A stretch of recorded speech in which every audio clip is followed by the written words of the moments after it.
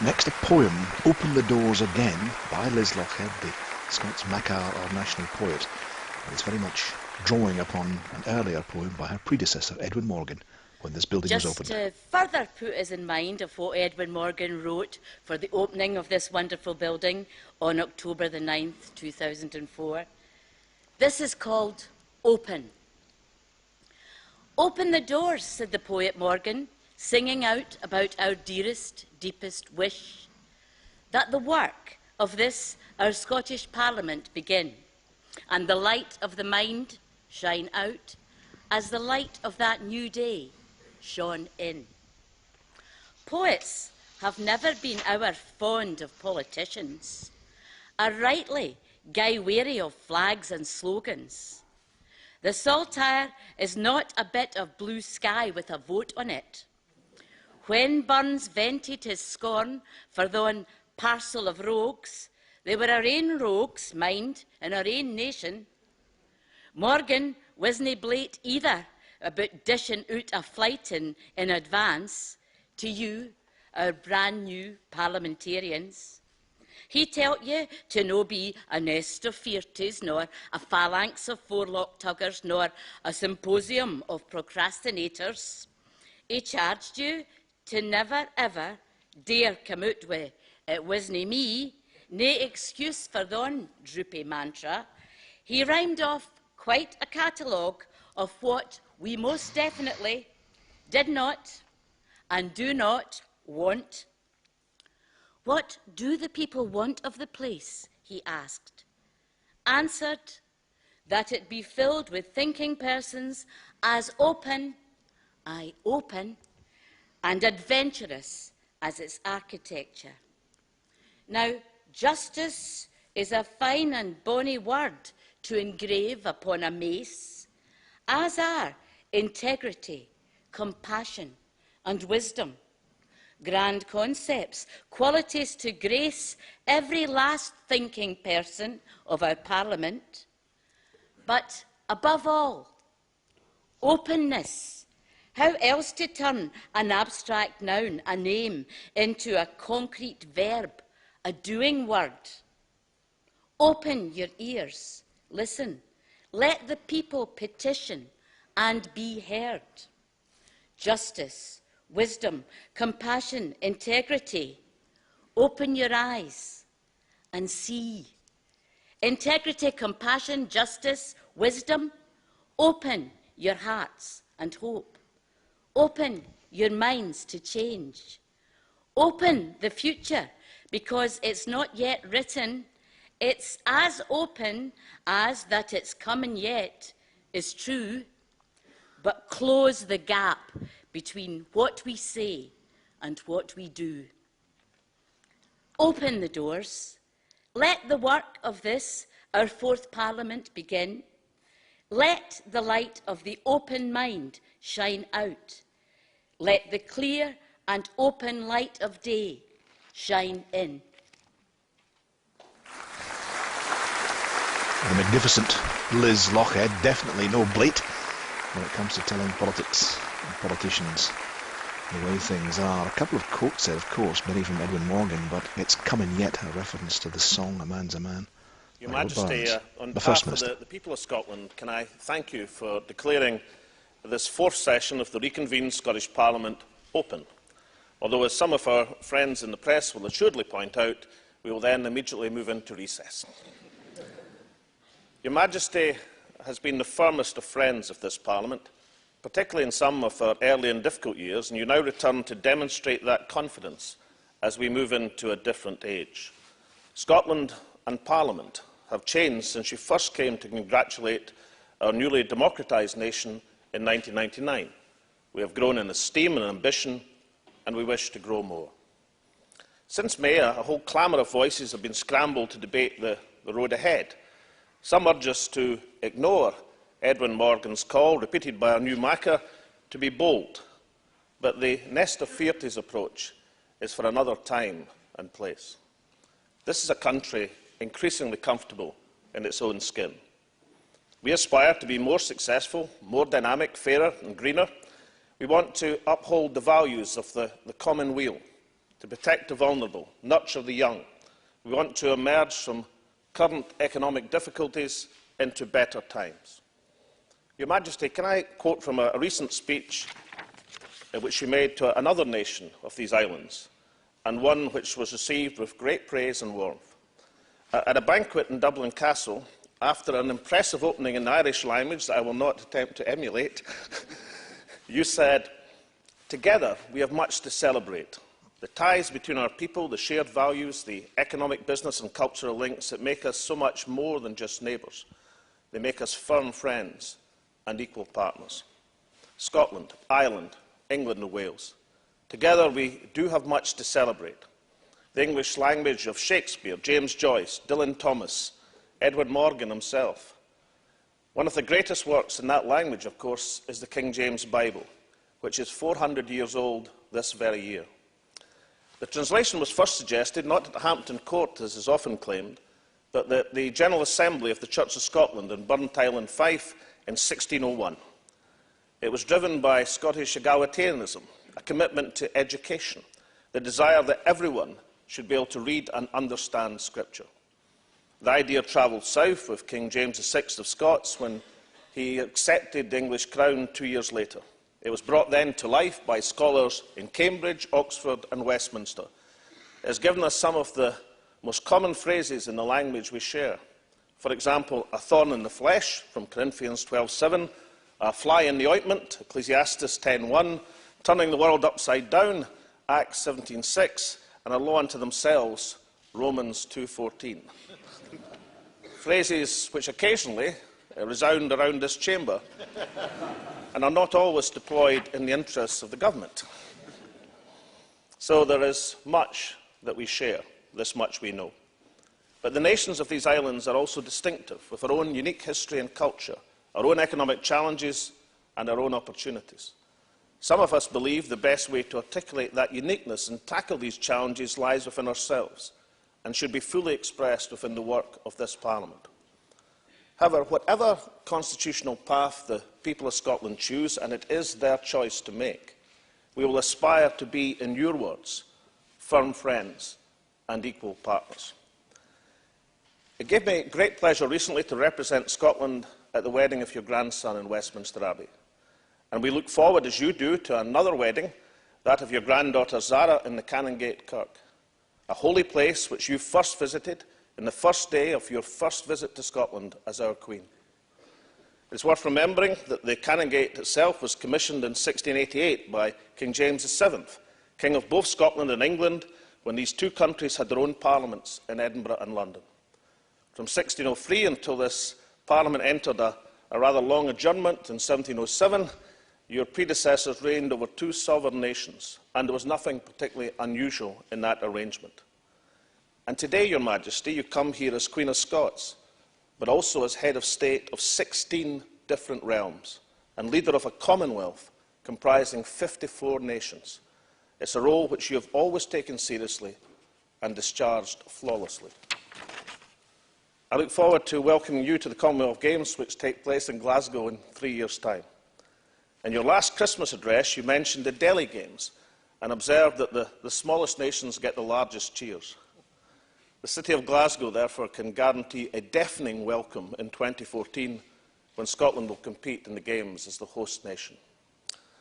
We are a proud people, keen to contribute to the global commonweal and that marvellous egalitarian principle which inspires the modern Commonwealth. Or as the King James Bible would have it, to everything there is a season and a time. For Scotland, for this Parliament, this can be a good season and a good time. Remarkable speech by the First Minister, clever, historical, but very much also up-to-date and explicit suggestion that independence would allow the Queen to be the Queen of Scots in an independent Scotland. Again, that point about ending the 1707 union, but not the 1603 version. Now carrying forward again with her own composition, Follow the Heron. The back of the winter is broken, and light lingers long by the door,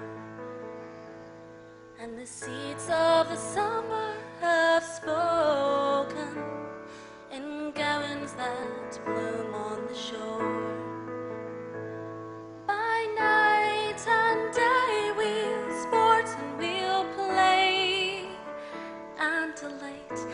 as the dawn dances over the bay. Sleep blows the breath of the morning away, and we follow the heron home. In darkness we cradled our sorrow and stoked all our fires with fear. Now these bones that lie empty and hollow are ready for gladness to cheer. And by night and day we'll sport and we'll play and delight as the dawn dances over the bay. Sleep blows the breath of the morning away, and we follow the heron home. So long may you sing of the salmon and the snow-scented sounds of your home, while the north wind delivers its sermon of ice and salt water and stone. And by night and day we'll sport and we'll play and delight as the dawn dances over the bay. Sleep blows the breath of the morning away, and we follow the heron home. And by night and day we'll sport and we'll play and delight as the dawn dances over the bay. Sleep blows the breath of the morning away, and we follow the heron home. And we follow the heron home. Charming. Kirsty Grace taking the lead vocals there on Corinne Colbert's composition Follow the Heron, with Kim Edgar playing the piano. We've come to the close here of the ceremonial in the chamber itself, and the presiding officer will close the meeting. I now close this meeting. Now the Duke of Hamilton comes forward as the fanfare Blackbirds is played. It's the first time the current Duke, the 16th Duke of Hamilton, has had the task of carrying the crown. He took over from his father, of course, only last year. The archers move into position.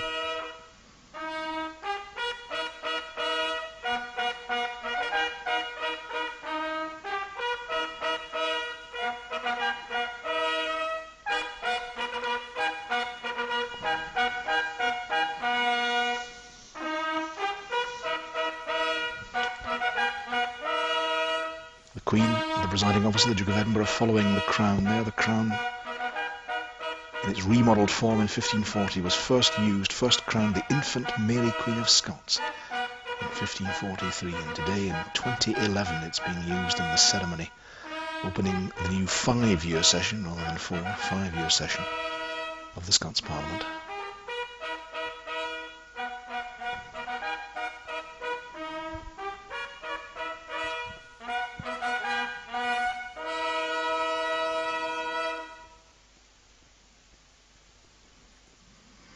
There it is, the black and white corridor, replicating the corridor there is in the temporary building that Parliament used in the Mound. I must say this one looks more like a little something out of Alice Through the Looking Glass, but I love it. It's absolutely beautiful. The heralds and the crown. Part of the honours of Scotland, returned to Edinburgh Castle in 1707, placed in an oak chest for safekeeping, and only rediscovered, if you like, in 1818 at the instigation of Sir Walter Scott. I've got a name check earlier from Tom Devine.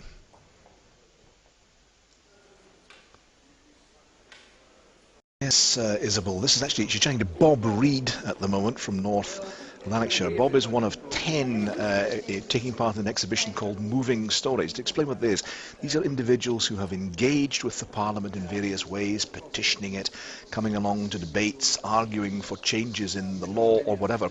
And it was regarded as such a successful exercise that they took the exhibition around Scotland, and now the 10 of them are brought to the Parliament here. Bob actually set up the North Lanarkshire Scramble and Quad Bike Club to try and support young people in the area. Now, the Queen has been touring that exhibition there to see how things are going. Now we're moving on to the issue of the portrait. You can just see the portrait through in the background there, the Queen about to take a glance at it. There's a photographic portrait done of the Queen by Sean Marowski, who's a 24-year-old graduate of the Reed Kerr HND photography course. But next to him, of course, a rather more famous photographer, Harry Benson, Glasgow-born, US-based star photographer who's done photographs of the presiding officers. That's a better picture now of the portrait of the Queen there. The sitting took place last year in the throne room in the Palace of Holyrood House. Harry having a chat there with Her Majesty the Queen. A very experienced photographer, and the tyro photographer there on the left, but it was actually the tyro, the apprentice, who took the picture under the guidance of Harry, if you like, as a mentor. What the Queen makes of it is rather splendid, isn't it? Rather superb. Wearing a white gown there in the portrait, and I'm not sure what the colour of blue is. I give way to my colleagues, Izzy. This is the main hall, the main entrance hall of Parliament for people who have been. It's where you sign the book, as the Queen's about to do, for rather a different purpose. You sign the book to gain a pass for entry. I think Her Majesty the Queen is a welcome guest without signing the book, which she's signing the book to register the fact that it's the opening of the 4th session of Parliament, of course. The rather low entry point there, from there the idea was you move out into the splendour and light of the parliamentary chamber. The entry hall is used, main hall is used very, very commonly for exhibitions and events, all to do with this idea of access. And as I say, that exhibition of moving stories, we saw the last of the ones there with Bob. The exhibition of moving stories is stressing this point about the accessibility of the Parliament. These were 10 individuals who, maybe tried to get a change in the law, maybe lobbied about healthcare, or simply sought access to their MSPs or to the Petitions Committee of Parliament. The Duke of Edinburgh appending his signature as well.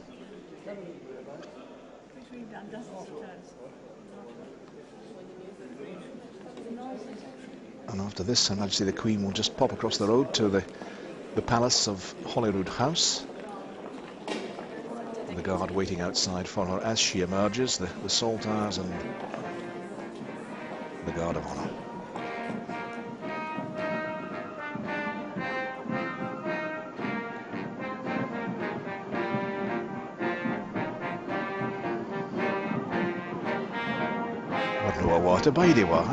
Absolutely perfect. I'm sure she'll be back. Certainly that's the 7th time she's been to Parliament, so she's a very regular visitor indeed. I should just say that in the afternoon, we've had the royal event in the morning, the formal opening, the opening of the 4th session. But in the afternoon, as the riding comes down to Queensberry House and to the Parliament in the afternoon, there's a programme of entertainment laid on, rock bands, folk bands, traditional music, contemporary music, all again this idea of it being the people's Parliament rather than just purely a royal occasion, although very much a royal occasion it is. And there we go, the short stroll across the road to an official residence in Scotland, the Palace of Holyrood House.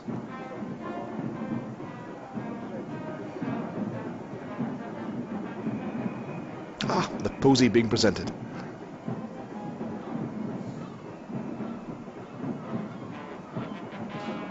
Oh, he's gone all shy. Well done, Aaron. That was brilliant. Oh, gosh, no need to be shy. It was superbly well done.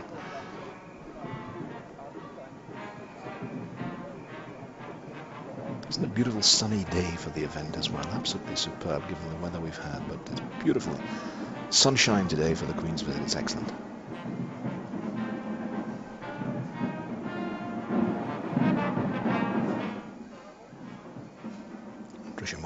Scots, eventually the Queen, the Duke of Edinburgh, and of course the two deputy presiding officers,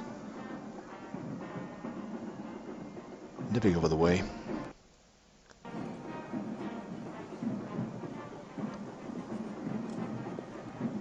I think Tricia Marwick can be rather proud of her. The part she played in today's event, it's the first time for her. I said it was the first time for the Duke of Hamilton carrying the crown, but Tricia Marwick had a speaking part, and it was the first time for her as well as the newly elected presiding officer. I thought she did rather well. In fact, I think she did splendidly. The speech, as Tom Devine was mentioning, was a combination of respect, warmth and dignity, but also very much that egalitarian thread that there was throughout much of the proceedings. The poem by Liz Lochhead, certainly, but very much the speech by the PO as well.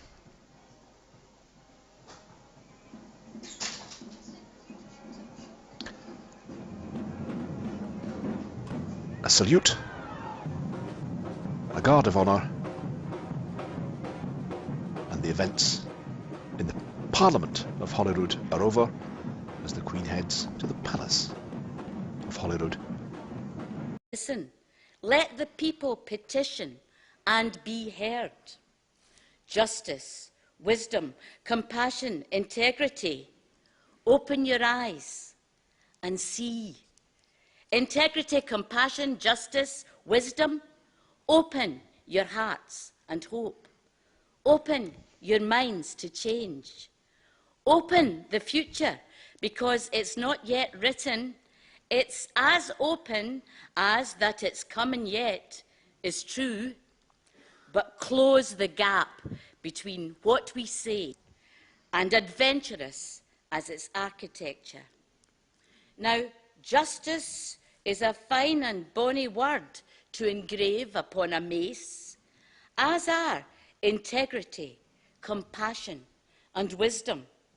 Grand concepts, qualities to grace every last thinking person of our Parliament.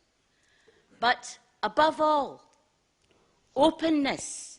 How else to turn an abstract noun, a name, into a concrete verb, a doing word? Open your ears. To no be a nest of fearties, nor a phalanx of forelock tuggers, nor a symposium of procrastinators. He charged you to never ever dare come out with "it wasn't me," nae excuse for thon droopy mantra. He rhymed off quite a catalogue of what we most definitely did not and do not want. What do the people want of the place? He asked. Answered, that it be filled with thinking persons as open, aye, open. Next, a poem, Open the Doors Again, by Liz Lochhead, the Scots Makar or national poet. And it's very much drawing upon an earlier poem by her predecessor, Edwin Morgan, when this building was opened. Just to further put us in mind of what Edwin Morgan wrote for the opening of this wonderful building on October the 9th, 2004. This is called Open. Open the doors, said the poet Morgan, singing out about our dearest, deepest wish, that the work of this, our Scottish Parliament, begin, and the light of the mind shine out as the light of that new day shone in. Poets have never been our fond of politicians, are rightly guy wary of flags and slogans. The Saltire is not a bit of blue sky with a vote on it. When Burns vented his scorn for thon parcel of rogues, they were our ain rogues, mind, in our ain nation. Morgan wasna blate either about dishing out a flight in advance to you, our brand new parliamentarians. He tell